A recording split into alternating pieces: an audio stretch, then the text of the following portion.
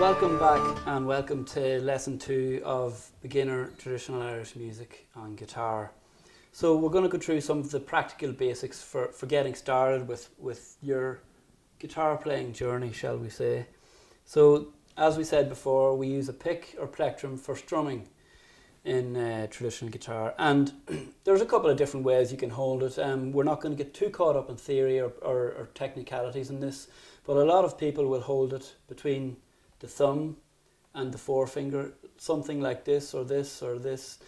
We don't have to get too worried. Some people will hold it with thumb and finger opposing each other. I actually hold it, the way I learned was with 2 fingers behind the pleck like this. It's not something to get overly caught up on. It's about getting comfortable and ensuring that the plectrum itself is coming in at a 90-degree angle. So the point is coming, so it's not coming in like this or skewing off the strings, okay?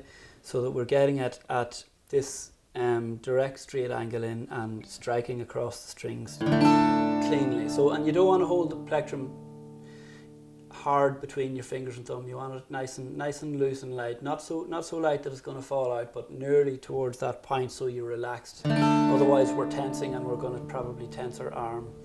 So that's just holding your plectrum. What I use, I like these nylon, these threaded Dunlop plectrums. For starters, quite often you'll find that they use a light gauge one. Often you'll find that people use 0.6, or maybe I think there's like a 0.46 or something starting. But as you get on, it's possibly better to have a slightly heavier one. I use a 0.73. I find it's quite in the medium range.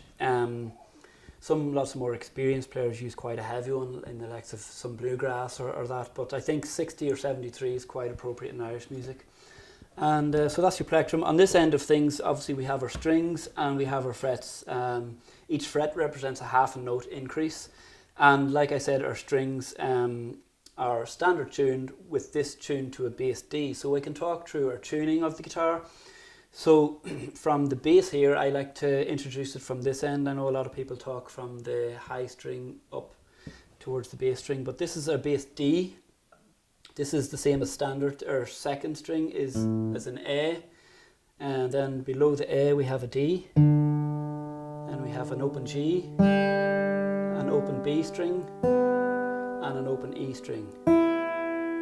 So all of these 5 strings, A, D, G, B, and E, that's all the same as your standard tuned, and then we have the bass D.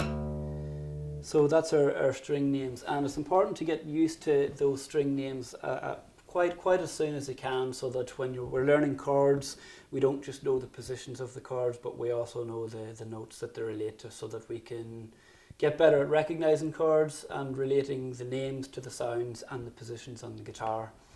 So as I was saying, drop D is pretty much your standard tuning, which they use in classical, jazz, blues, country music, but we take the bass string, which is normally tuned to an E, and we tune that down a whole tone. So you'll notice that this string here sounds very similar to this string. That's because it's the same note and what we call 2 octaves apart. And we tune this down one whole note to a D, so we go, so we tune it down the way, so we're flattening the note until we get to a D. And you might notice that I'm checking it against this other open string here. Remember, that's our open D, and this would sound as similar as possible. So we know we're close enough, and your ear gets better to tune this as you go on. Now, we're lucky we're in the technical era, so there's any number of apps you can get on your phone to download it to your phone, and the phone will you'll get these little tuners that will show you when you're in tune. So there's lots of free apps available for that, but it's good also to get used to tuning your ear, so that you can do it yourself, because traditional Irish music is mostly ear and visual based, although we have visual resources and technical resources now, but it's best to tune your ears as good as possible on the fly. So that's the basics with that.